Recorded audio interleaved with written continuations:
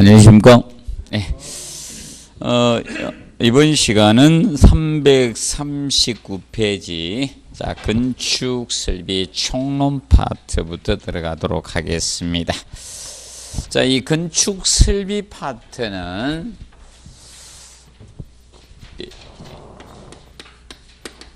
건축 설비 쪽입니다. 이 설비 파트는 이 시설 개론 쪽에서만 출제되는 것이 아니라 나중에 2차 시험에 나중에 다시 언급이 될 겁니다. 그래서 2차 시험에 관리 실무 쪽에서 조금 출제가 됩니다. 그래서 여러분들이 학습을 잘 해두시기 바랍니다. 먼저 건축 설비 총론 파트 1장 총론 파트부터 보시면 총론은 문제가 한 문제 정도 출제될 수 있는 파트입니다. 한 문제 정도. 간혹 가다가 두 문제 정도 나올 수 있는데 기본 한 문제 정도로 접근하시고요. 옛날에 많이 낼 때 난이도 높을 때는요. 4문제 정도까지 냈었습니다. 4문제 정도까지. 그래서 이 총론 파트가 범위가 굉장히 넓습니다. 그래서 수업 시간 한 정도까지 하시고 넘으시면 이렇게 어떻게 하시는가 하면 정확히 푼 문제 있죠. 정확히 푼 문제의 답이 좀 없는 답을 찍으세요. 그렇게 접근하시면 됩니다. 왜 그러냐면 범위가 너무 광범위하기 때문에 다 할 수는 없습니다. 이 파트는 크게 건축 환경학이라는 한 과목을 공부하셔야 됩니다. 거기에다가 연력학하고 유체역학 이런 것이 조금 포함이 됩니다. 그렇다 보니까 너무 광범위합니다. 그래서 총론 파트는 한 문제 맞추려고 그렇게 많이 공부하실 필요는 있습니까? 없습니까? 없죠? 보도록 하겠습니다. 그래서 제일 먼저 보시면 물의 성질 부분이 나옵니다.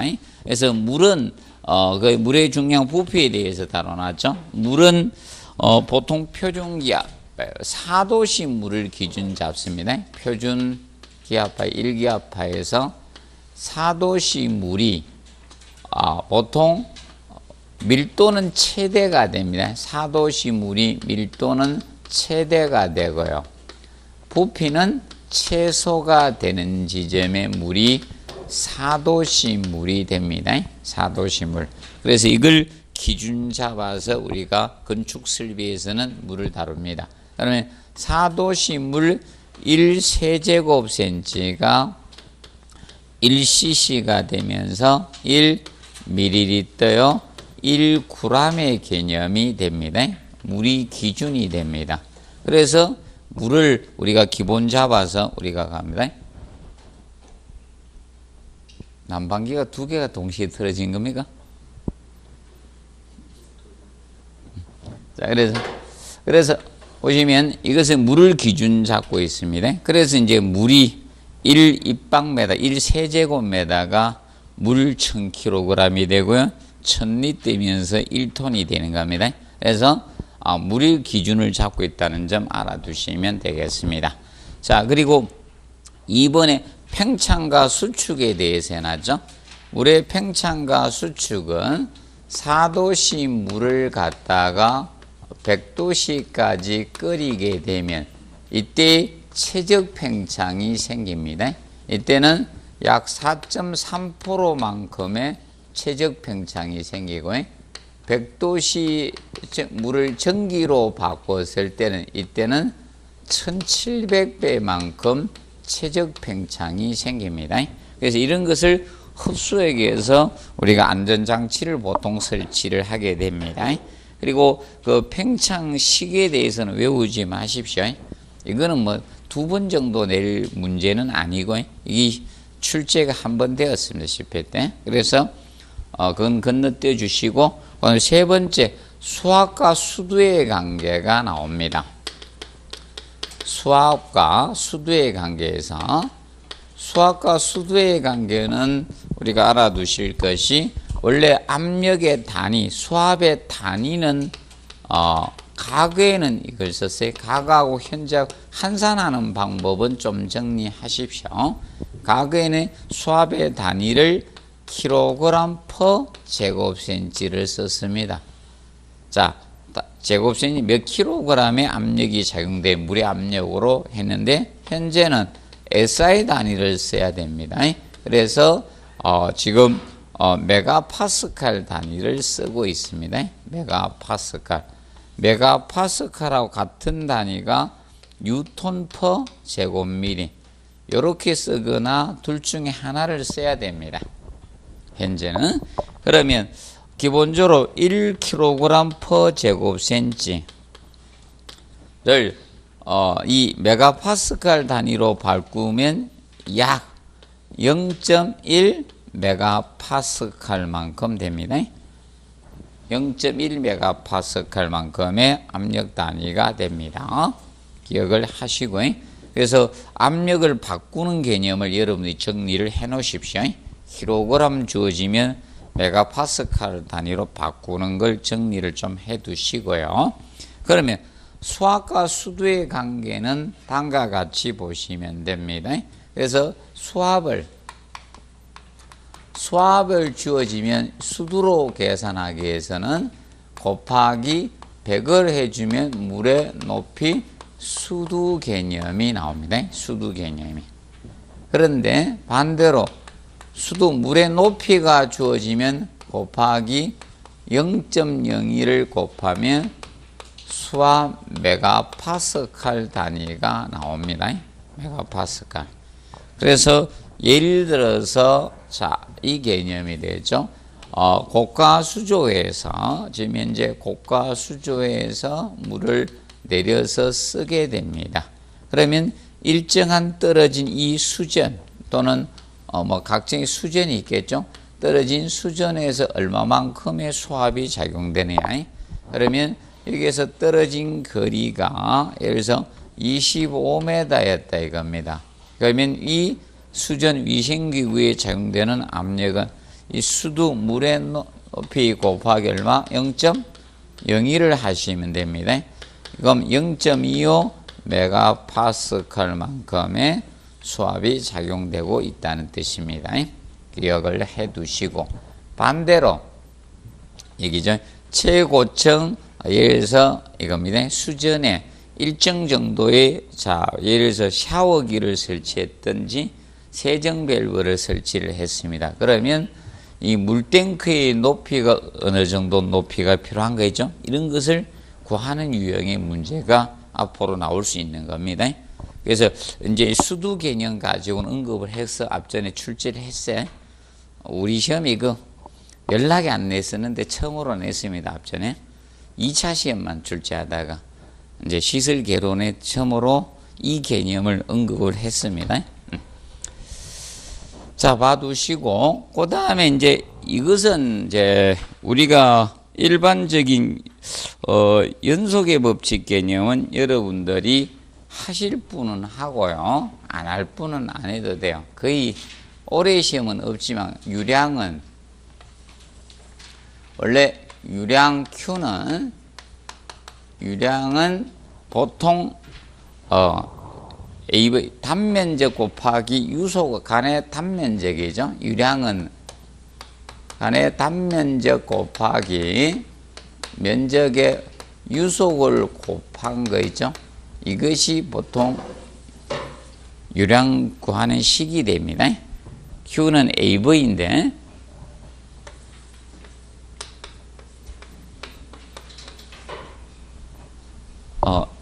이 식은요. 공대 나오신 분은 다 알고 있습니다. 그런데 이게 변형이 많은 식입니다. 간단한 식 같은데 간단한 식은 아닙니다. 그래서 이거는 올해 시험은 할 필요가 없고요. 그래서 그냥 건너뛰어 주시고요. 그 다음에 340페이지 보시면 그 온도 있죠. 온도 개념은 습시 온도, 하시 온도, 절대 온도 개념이 나옵니다. 그래서 이거는 시험 출제는 안 됩니다. 기본 여러분들이 알고 있는 온도잖아요. 그래서 이거는 왜 출제가 안 되는가 하면요. 일정 정도 이상이 돼야지 냅니다. 초등학교 과정에서 배우면 안 냅니다. 중등 과정 이상에서 배울 정도 돼야지 나옵니다. 자, 그리고 열량에 대해서 열량 부분이 시험에 언급이 나왔습니다. 열량. 자, 열량에 대해서 보시면 열량은 먼저 우리가 알아두실 것이 열량의 단위. 자, 단위는 과거에는 무엇을 썼는가 하면 여러분들이 이걸 다 배웠죠. 칼로리 배웠죠. 킬로칼로리.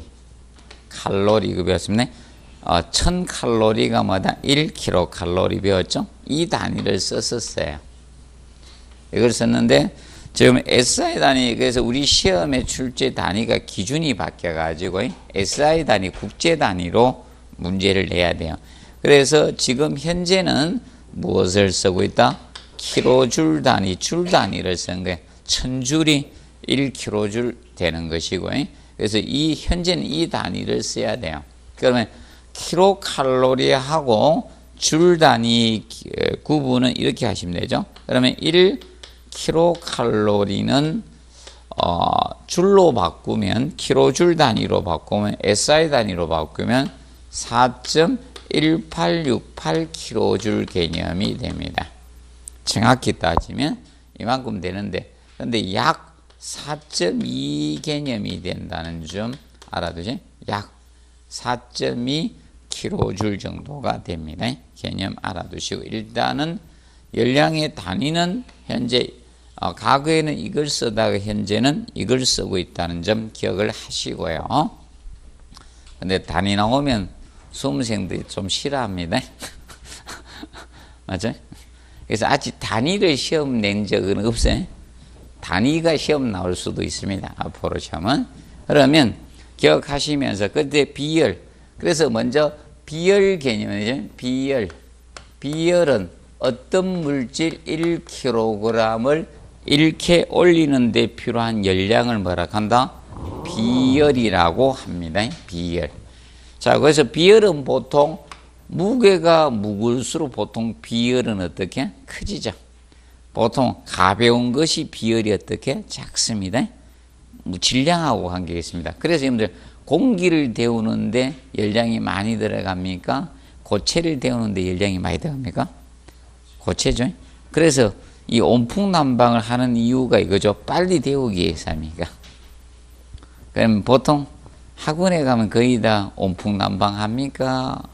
복사난방 합니까? 온풍이죠. 저런 데는 이제 복사난방 해야 되겠죠. 애들 유아원이나 있죠. 바닥에서 맞죠? 그런 데는 복사난방 하지만 보통적인 온풍난방을 합니다. 성인들 학원에다가 맞죠?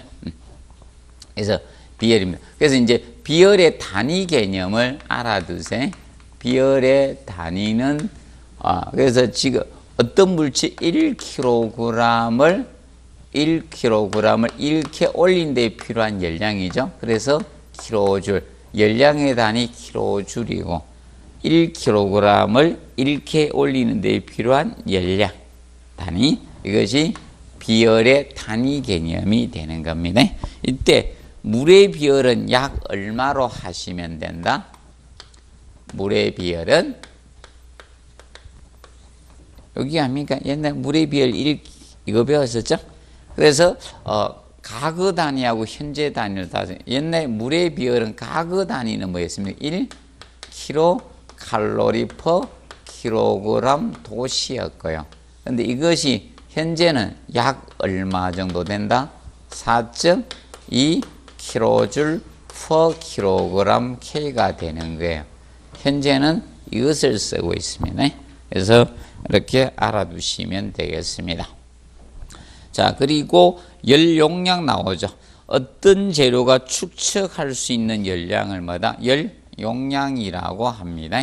열 용량. 그래서 열 용량, 어떤 재료가 축적할 수 있는 열량이 열 용량인데, 열 용량은 그래서 질량 곱하기 무엇이다? 비열을 곱한 것이에요.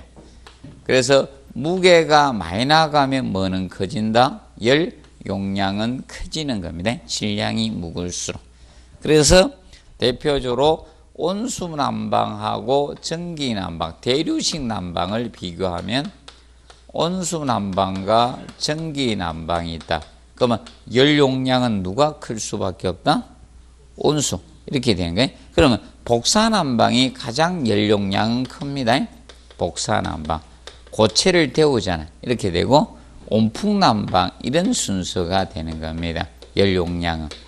그래서 여러분 이렇게 보시면 된다. 가벼우면 열 용량은 어떻게? 적다. 무거울수록 뭐가 크다? 열 용량은 커진다. 이걸 기억하십시오. 열 용량. 열 용량이 언급됐던 것은 온풍 난방. 온풍 난방이 열 용량이 크다라고 하면 돼? 안 돼요? 안 되죠. 옛날 지문 나올 때 그때 온풍 난방 개념이 언급이 되었었습니다. 그리고 복사 난방 언급이 되었었고요. 그래서 무게하고 열 용량은 같이 간다. 질량하고 이렇게 보시면 되겠습니다. 자, 그리고 그 3번의 현열하고 무엇이다? 잠열. 그 다음에 현열, 잠열은 온도 변화에 출입하는 열이 무슨 열? 현열이고, 잠열은 상태 변화에 출입하는 열을 잠열이라고 합니다. 자, 물을 끓이게 됩니다. 0도씨 물을 갖다가 100도씨 물로 끓이게 되면 이때는 물의 상태는 변하지 않았습니다. 물은 물인데 무엇이다? 온도 변화가 생긴 여기에 들어가는 열을 무슨 열이라고 한다? 현열이라고 합니다.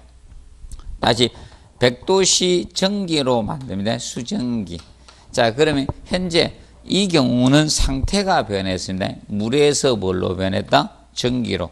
상태 변화에 출입하는 열, 이것을 잠열, 잠열이라고 칭합니다. 그래서 전기의 정발 잠열은 혹시나 알아두십시오. 앞으로 시험 문제하고 연관이 있을 수가 있으니까. 자, 그럼 100도씨 물을 100도씨 전기로 만들 때 약 2257kJ이란 열량이 필요합니다. 100도씨 물 1kg을 자, 수전기로 만들 때 얼마만큼? 2257kJ이란 열량이 필요합니다. 이것을 전기의 정발 잠열 개념이 됩니다. 정발 잠열. 기억해 두시고, 그 다음에 현열비, 잠열비 개념이 나옵니다. 현열비. 자, 현열비라는 것은 현열 플러스 잠열, 엔탈피죠. 전 열량을 갖다가 엔탈피에다가 현열을 분자해 두면요, 이게 현열비예요. 이 계산 문제 주어지면 최고 쉬운 문제예요. 왜냐하면 둘 다 주어지거든, 현열하고 잠열하고. 그래서 그 중에 현열비 구하라, 잠열비 구하라. 어디 나오면 이거 계산 못하면 큰일 나요. 이거 계산할 실력 안 되면요, 야, 계산 문제도 이거 포기하면 안 돼요. 이건 그저 먹으라고, 그저 드세요 이러면서 주는 문제 주어지면 현열 플러스 잠열해서 잠열 두면 잠열비가 되는 거예요. 이거는 둘 다 주어집니다. 미지수가 하나도 없어요. 그래서 이거는 쉽게 계산할 수 있는 문제다. 계산할 수 있는 건 푸셔야 됩니다. 저런 거 수도 저건 쉽죠? 야, 수학 구하는 건 쉽죠? 아이, 곱하기 0, 수도 주어지면 0.01만 곱하면 되는데, 맞아? 저거 출제되었습니다, 앞전에. 답이었습니다. 자, 보시고, 그 다음에 상태 변화와 열량이 있죠. 여기는, 만들지 않습니다. 상태 변화 상식이라서. 이거 초등학교 몇 학년 과정에 배우죠, 맞죠?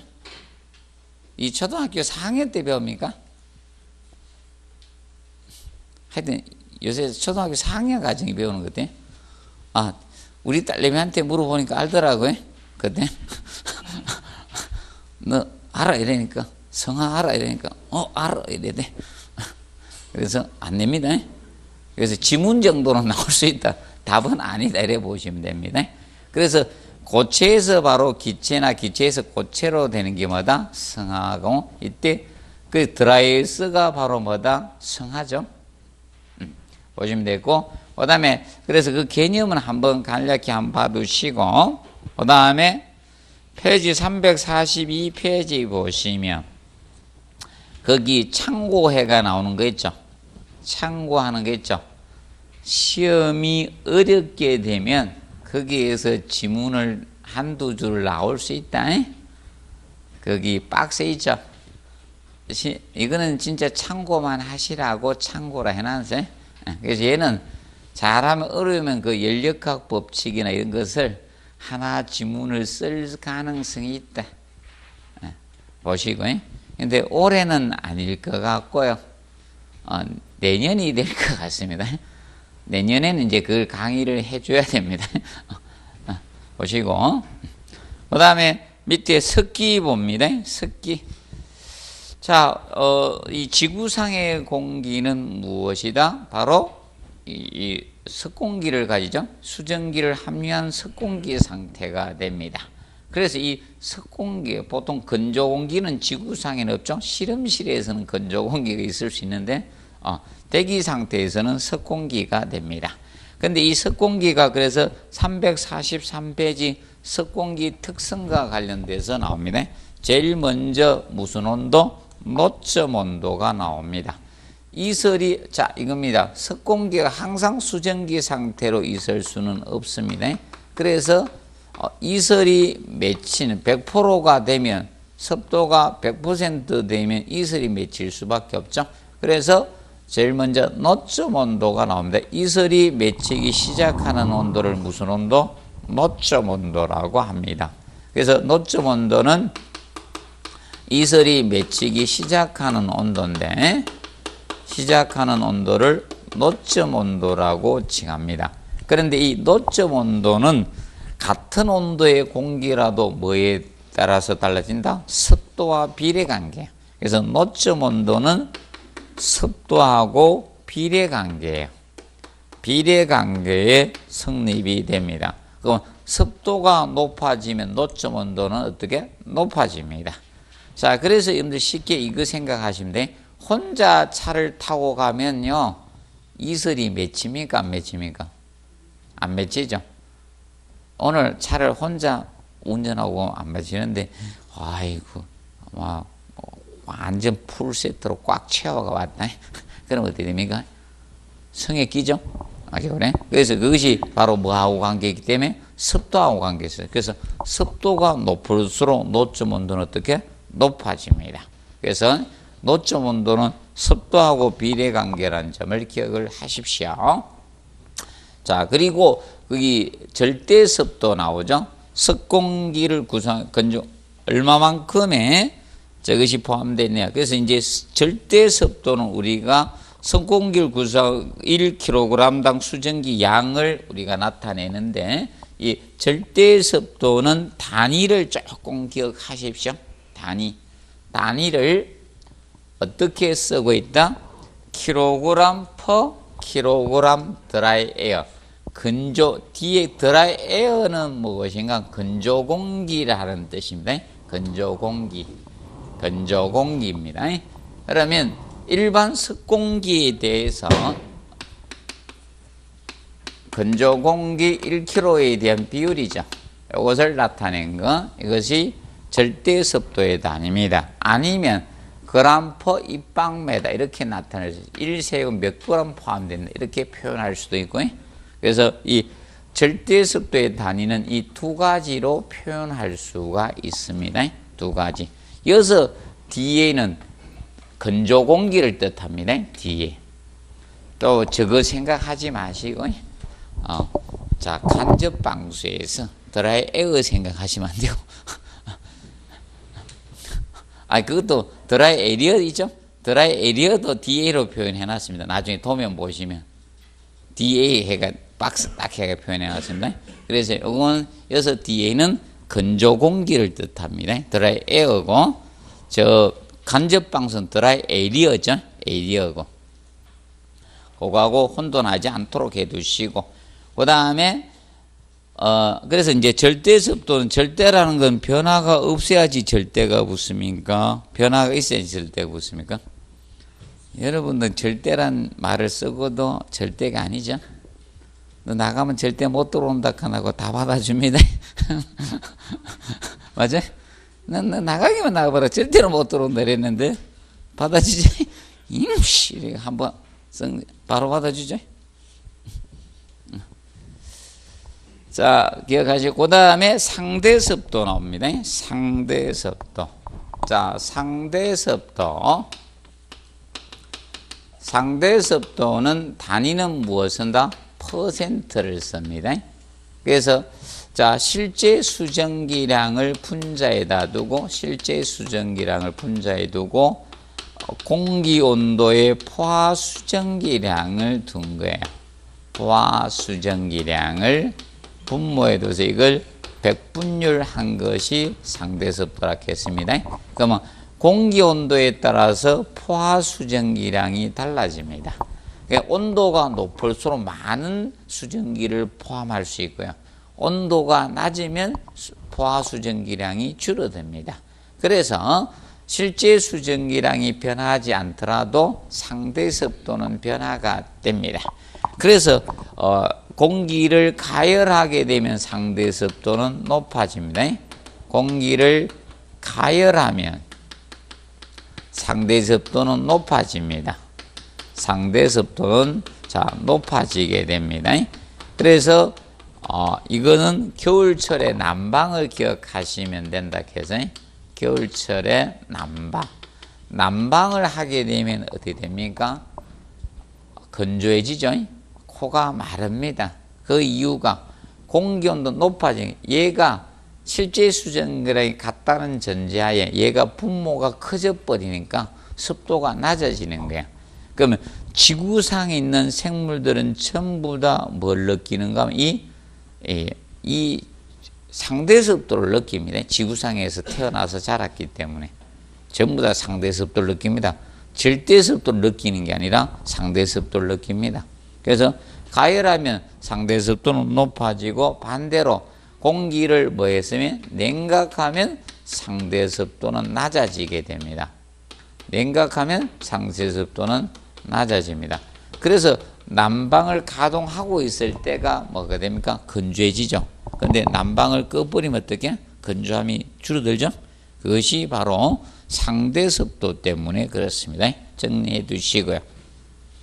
기준 알아두시고 그 다음에 밑에 343페이지 석공기 선도가 나오는데 석공기 선도하고 관련돼서는 한번 개념 시험이 나왔었어요. 이론상 석공기 선도는. 그럼 이 석공기 선도는 석기하고 공기의 상태를 뭘로? 선호로 그림으로 나타냈다 해서 석공기 선도라 해요. 그래서 뒤에 그림 보시면 자, 이 그림이 바로 석공기 선도입니다. 344페이지 상단의 그림을 보시면 이것이 석기하고 공기의 상태를 우리가 선호로 그림으로 나타냈다 해서 석공기 선도라고 칭합니다. 그래서 이 석공기 선도적인 측면에서 우리가 봐두실 거는 343페이지 기억에 보시면 석공기 선도의 구성요소가 나와요. 구성요소에는 거기 보면 건고온도, 석구온도, 노점온도, 절대습도, 상대습도, 포화도, 수증기압, 엔탈피 등등 많이 나오죠. 이런 것을 구성하고 있습니다. 그래서 종류가 너무 많아요. 그래서 석공기 선도의 구성요소가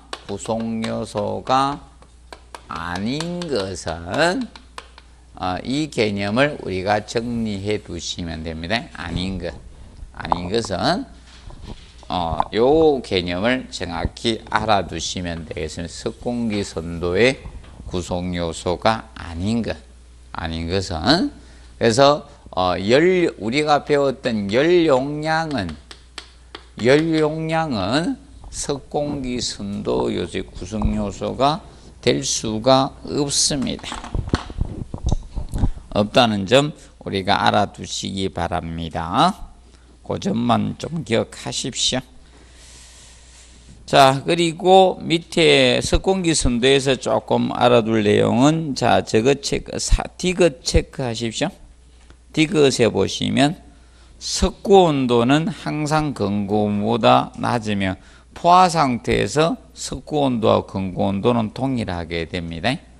자, 석고 온도라는 것은 이것을 석고 온도라게 온도계 감온부에다가 자, 천이나 또는 솜을 갖다가 해놓고 물을 묻혀놨습니다. 그러면 대기가 건조하면 물이 증발될 거 아닙니까? 그럼 온도가 떨어지겠죠? 그걸 고려해 준 온도가 석고 온도예요. 그러면 포화 상태, 습도가 100%가 되면 물이 증발하지 않을 거 아닙니까? 그래서 석고 온도하고 근고 온도하고 동일할 때는 포화 상태일 때문에, 석기가 포화 상태일 때만 근고 온도하고 석고 온도가 동일하게 나타나고요. 보통 근고 온도는 일반 온도계로 측정한 게 근고 온도입니다. 그럼 석고 온도는 물을 묻혀놨기 때문에 건조할 때 온도가 떨어질 수밖에 없잖아요. 그럼 습도가 높으면 물이 증발이 된다 안 된다? 안 되죠. 그래서 동일하게 되는 겁니다. 그걸 나타내게 됩니다. 간단히 알아두시고요. 그 다음에 넘겨서 344페이지 보시면 도일 개념이 나와요. 도일은 2번 출제가 되었습니다.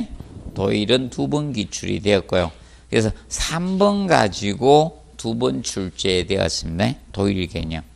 그래서 345페이지 보면 자, 이게 있죠. 우리나라의 난방 도일 값을 나타내는 그림으로 나타낸 거예요. 선으로.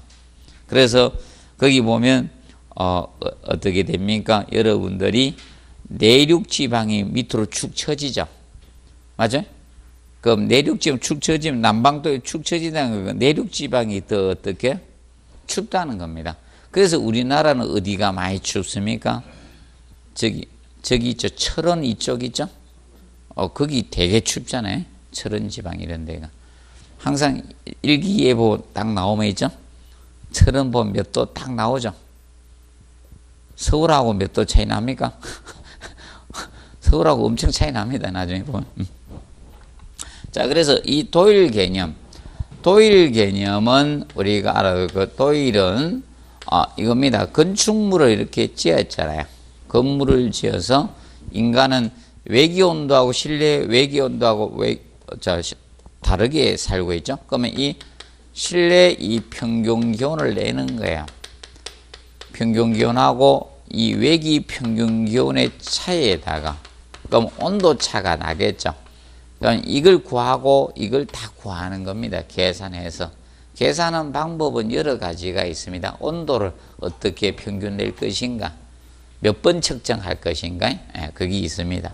그러면 실내 평균, 외기 평균 기온을 내 가지고 이 온도 차이에다가 이 온도 차이에다가 날짜를 곱한 거예요. 일수 대일을 날짜를 곱한 거예요. 날짜를. 그래서 도일이 되는 거예요. 도일. 그래서 그래서 일반적으로 온도 차이에 일수를 곱했는데, 그래서 이제 도일은 단위가 뭐가 된다? 도시대위가 되는 겁니다. 도대위, 날짜를 곱한 겁니다. 도시대위가 도일의 단위가 되는 겁니다. 그런데 도일은 두 가지가 있습니다. 보통 겨울은 실내 온도가 높고 외기 온도가 낮잖아요.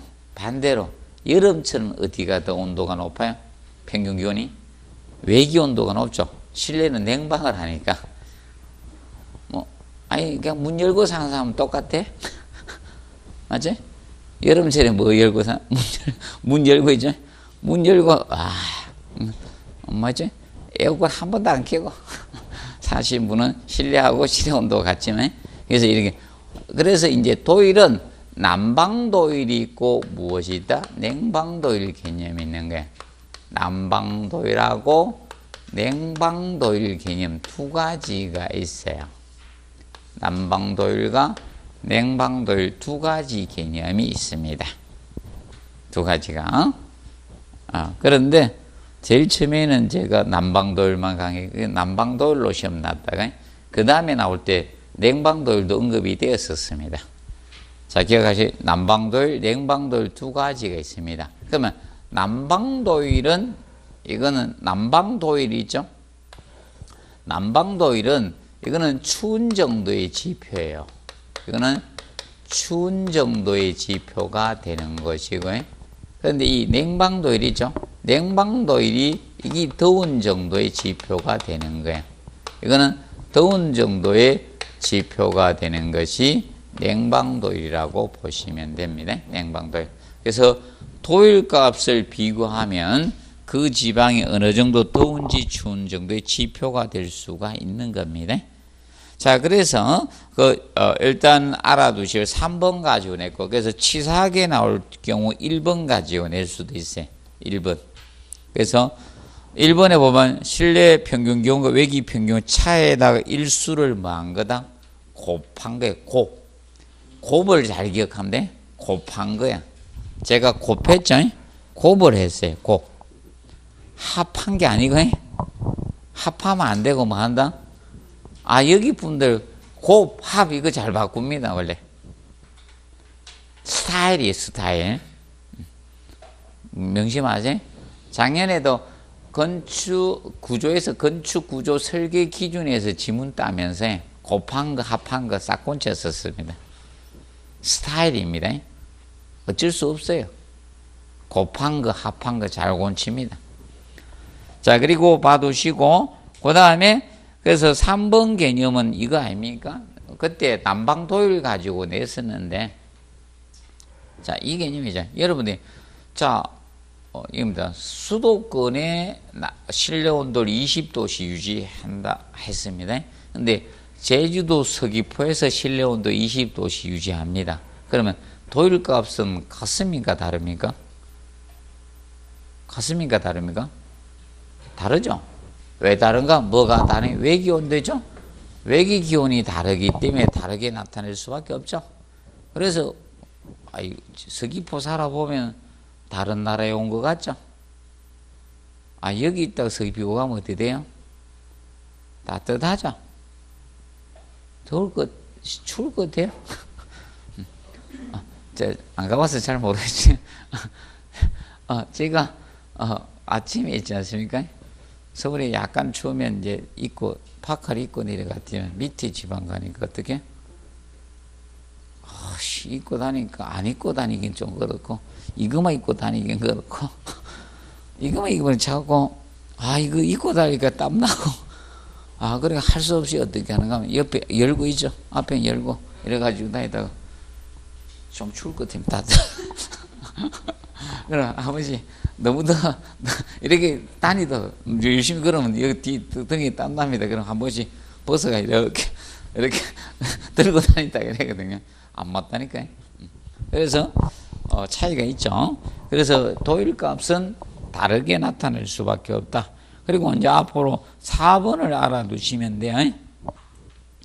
도율값을 이용해서 냉난방 설비 용량을 산정할 수는 있다 없다? 없습니다. 자, 예를 들어서입니다. 같은 서울입니다. 같은 서울에서 도율값을 이용해서 냉난방 설비 용량 결정하면 큰일 나요. 자, 그러면 2층짜리 단독주택의 냉방 설비 용량을 갖다가 제1롯데월드 냉방하면요, 다 뜸 떠져 죽어요. 안 되죠? 그래서 건축물의 규모나 이런 거에 따라서 냉난방 설비 용량은 달라지죠. 달라질 수밖에 없는 거예요. 그래서 도율값을 이용해서 설비 용량을 산정할 수는 없습니다. 그 점을 알아두도록 해두시면 된다.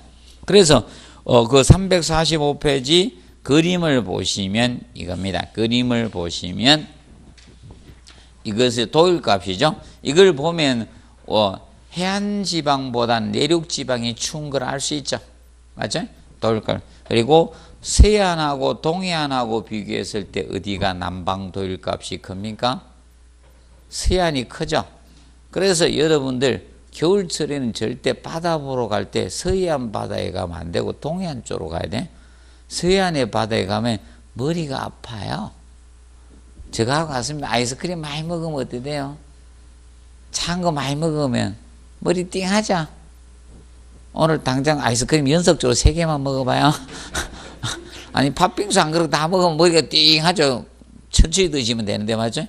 빨리 막 먹으면 어떻게 머리 아프죠? 그 현상이 서해안 바다 가면 나타납니다. 그래서 동해안에 가면요 느낌이 그래. 머리가 아픈 거 아니고 바람을 쬐면 칼바람 개념이 아니고 좀 시원하다 이런 느낌을 받습니다. 틀립니다 약간.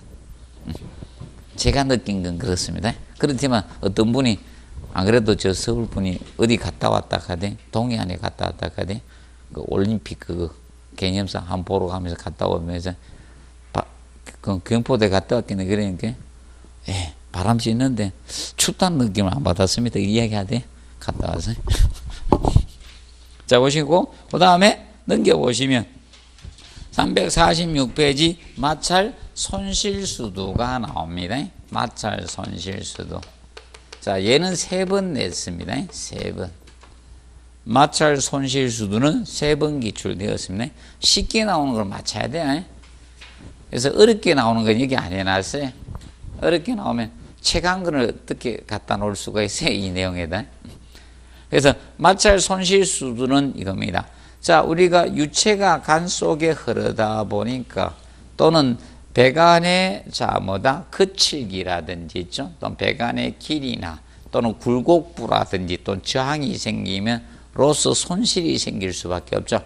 그걸 나타내는 게 마찰 손실수두가 됩니다. 그럼 마찰 손실수두는 그 식을 이해하느냐 못하느냐 이론이 2문제 냈고 계산이 1번 출제가 되었습니다. 계산 문제는 10회 때 기출이 되었었습니다. 그러면 10회 때 여기서 계산 문제가 몇 문제나 냈어요? 1장에서요.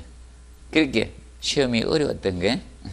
그러면 마찰 손실수두는 어떻게 해야 될까? 마찰 손실계수 F에다. 마찰 손실계수는 자 간의 표면 거칠기나 이런 거에 따라 다 틀려지겠죠? 주어집니다. 이건 주어집니다. 무조건 마찰 손실계수에다가 간의 길이를 갖다가 간의 길이는 메다로 환산하셔야 돼. 메다. 센치나 밀리미터로 주어지면 어떻게? 메다로 환산해야 된다. 10mm가 1cm요. 100cm가 1m 됩니다. 그리고 간의 직경으로 나눈 겁니다. 직경도 뭐로 나타낸다? 메다로 나타내야 된다. 메다. 그러면 간경은 무조건 밀리미터 간경으로 주어집니다. 밀리미터로.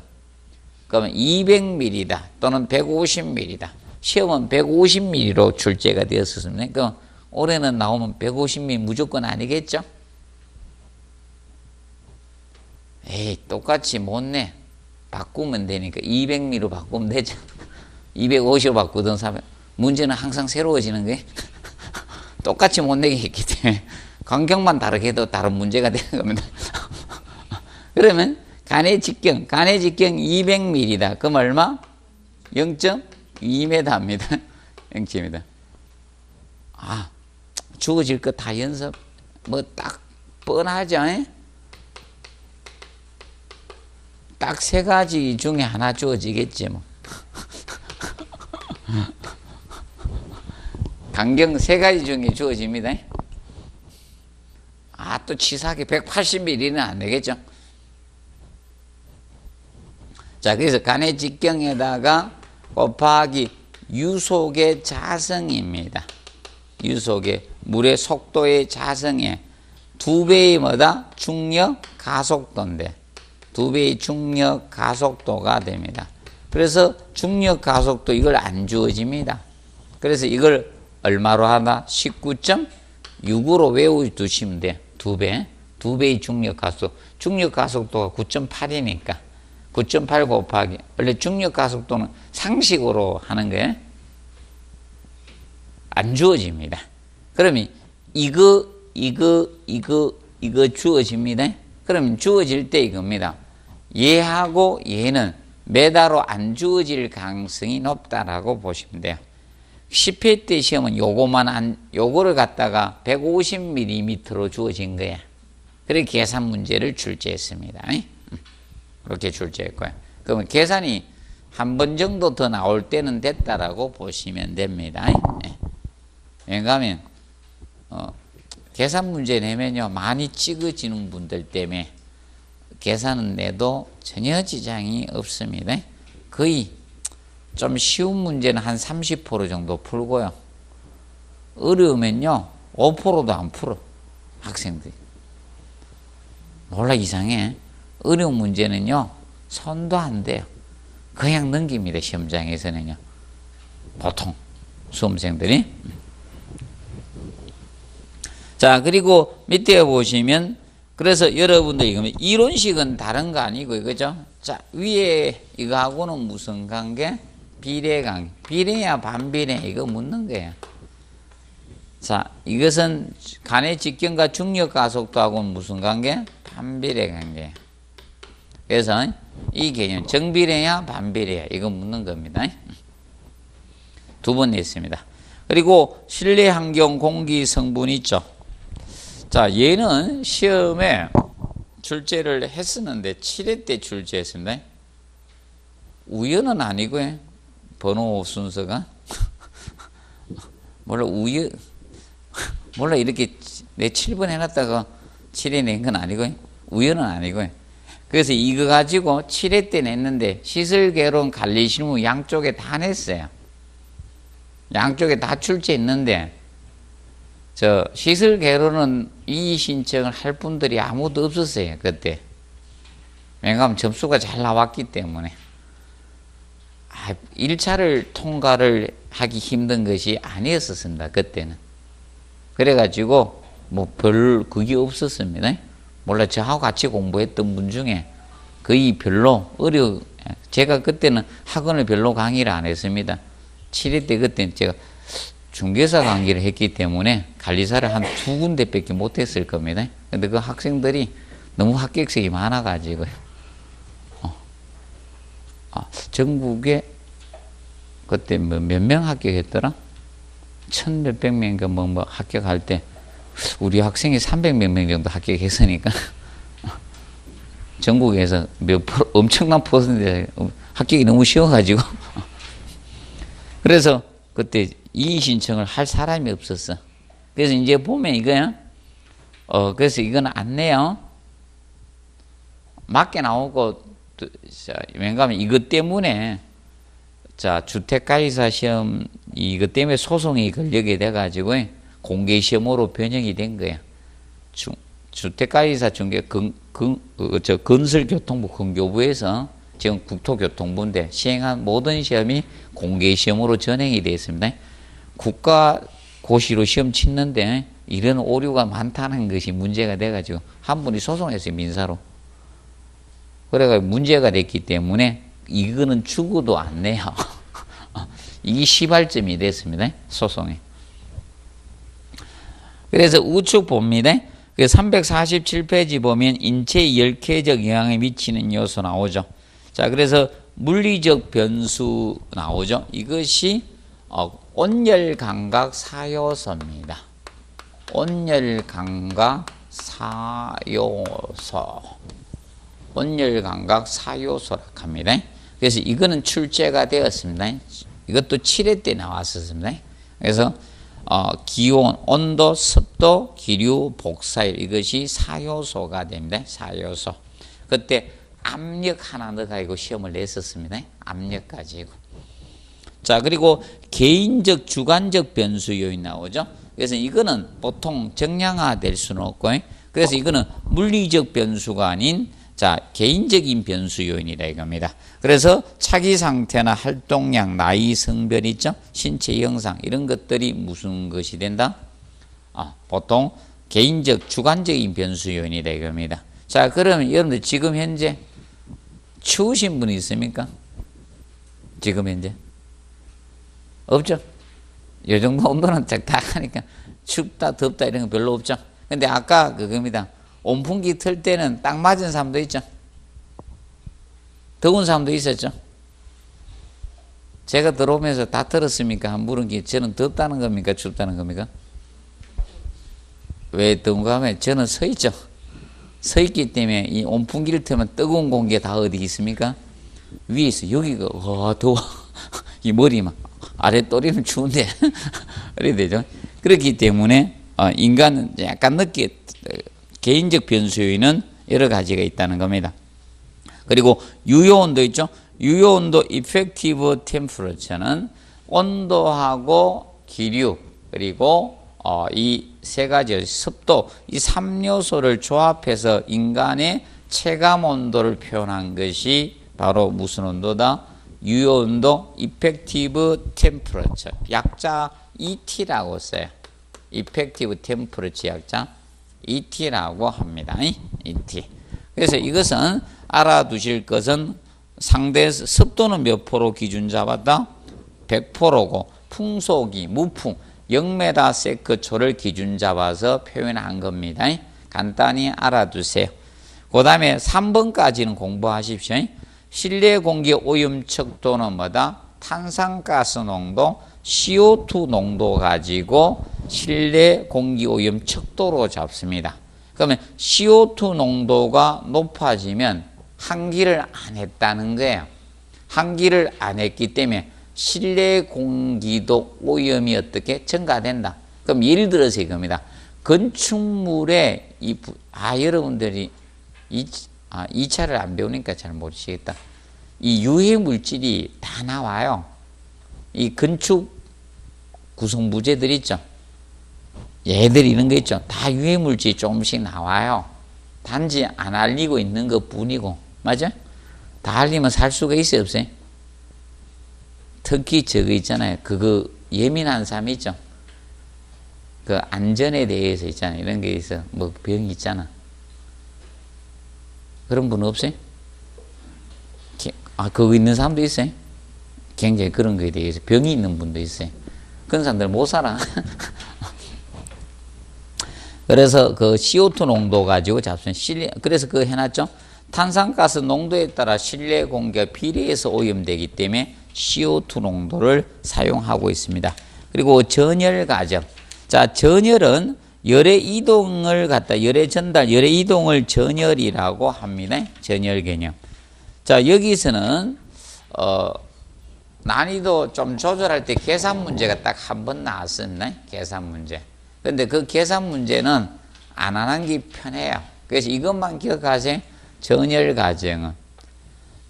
과정은 이겁니다. 자, 이 고체로 이제 격리된 고체 벽체가 있었어. 벽체가 있고, 그러면 여기가 실내고, 여기가 실외입니다. 실외가 됩니다. 그러면 난방을 해서 여기가 20도씨를 유지하고 있고요. 밖에가 영하 5도씨라고 가정을 합시다. 그럼 열이 이동해 갈 거 아닙니까? 열이 이동해 가는데, 자, 이 실내 공간에서, 자, 이 실내로 열이 뚫고 간통해서 흘러가잖아요. 그러면 이것을 열이 간통해서 다른 공간으로 이동한 것을 열간류 현상이라 해. 열간류 또는 열통과라고도 하는 거예요. 그러면 열간류 현상이 생기기 위해서는 과정을 또 거쳐야 되죠. 자, 여기는 공기잖아요. 기체고 공기고 이거는 고체죠. 그러면 이 공기에서 이 실내 20도에서 여기 온도가 낮을 거 아닙니까? 그러면 요 과정, 그러면 이 매질이 달라지죠. 얘는 기체고 얘는 뭐다? 고체니까. 그래서 여기를 열전달이라 해. 재질을 열전달 과정이라 하는 거고, 그 다음에 고체 내부에서 열의 이동. 그러면 요것이 바로 뭐가 되는가 하면 열전도 현상이야. 열전도. 열전도는 고체 내부에서 고온부에서 저온부로 열의 이동이 되는 게 뭐다? 열전도입니다. 열전도. 그리고 다시 여기가 고체에서 여기가 공기가 되죠. 여기 열전달 과정을 그러면 열간류가 발생하기 위해서는 뭐다? 열전달, 열전도, 열전달 거쳐서 열간류 현상이 생기는 거예요. 그러면 이때 사실 이 재료가 가장 중요하겠죠. 벽을 구성하는 재료가 뭐냐, 맞죠? 그럼 이 재료, 그래서 이 열을 전하는 이 열전도율이, 이 열전도율이 크면 열의 이동이 쉽게 되겠죠. 그래서 열의 이동을 최대한 적게 하기 위해서 열 전도율 값이 적은 재료를 써야 됩니까? 큰 재료를 써야 됩니까? 적은 재료 써야 되잖아요. 그래서 이제 이 열 전도율의 이제 단위는 어떻게 되는가 하면 자, 킬로줄. 맞죠? 열량의 단위가 킬로줄 했겠죠? 자, 여기서는 킬로줄 쓰면 안 되고. 자, 와트 퍼, 자, 이겁니다. 열 전도율의 단위를 잘 기억하십시오. 그래서 열 전도율의 단위는 거기 보시면 단위 나오죠? 와트 퍼, 자, 이겁니다. 얘는 열 전도는 면적한 거 관계없죠. 길이만 있어도 열은 전도되죠. 그래서 자, 이 메다 K가 되는 거예요. 그럼 여기서 이제 주의할 점은 여기 면적이 아니라 무엇이다? 길이입니다. 길이 기준이 길이 메다. 길이 1m다. 1K 온도 차이 났을 때 얼마만큼의 열량이 이동해 가느냐. 그래서 이걸 와트로 나타내도록 되어 있습니다. 와트. 열 전도율 단위는 이걸로 나타냅니다. 그런데 열 전달율이나 열 관류율은 면적을 점을 기준 잡을 수가 없기 때문에 이것은 면적이다.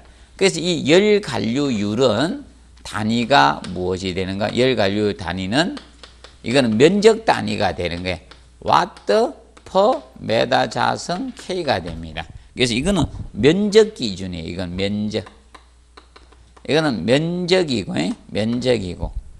자, 무엇은? 열 전도율의 단위는 뭐다? 길이당이에요. 길이. 그래서 이제 여기서 이제 단위를 정확히 알아두신다. 단위. 이거는 길이 단위고, 이거는 면적 단위가 된다는 점을 명심을 해 두십시오. 계산 문제가 한 나왔기 때문에 단위로 갈 가능성도 있다. 자, 기억하시고. 그러면, 여러분들 이겁니다. 이 벽체에 그러면 열 전도율이나 열 관류율이 자, 저겁니다. 역수가 열을 못 빠져나가는 것이 바로 저항이에요. 열 전도 저항이 되는 거예요.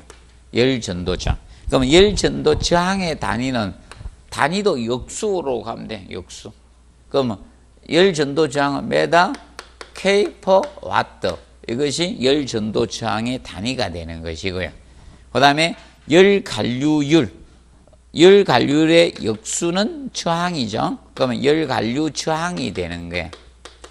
열 관류 저항. 그럼 열 관류 저항의 단위도 메다 자성 K per 와트. 이렇게 하면 돼. 단위가 이렇게 되는 거예요. 그러면 보통 저항은 열을 못 빠져나가게 하는 것이 뭐다? 저항 개념이죠. 열을 못 빠져나가는 게 저항이에요. 그러면 단열재들은 열 저항 값은 커야 된다, 적어야 된다? 커야 돼. 저항은 큰 것이 좋은 거예요. 반대로 율은 어떻게? 열 전도율이든 열 관류율은 적어야 돼요. 적어야지 단열 성능이 우수한 겁니다. 단열 성능이 우수하다는 개념 정도 기억을 해 놓으시면 되겠습니다. 기본적으로 알아두시고요. 그래서 여기에서 그 정도 봐두시고, 그 다음에 349페이지 결로부터는 잠시 휴식하고 계속 하도록 하겠습니다.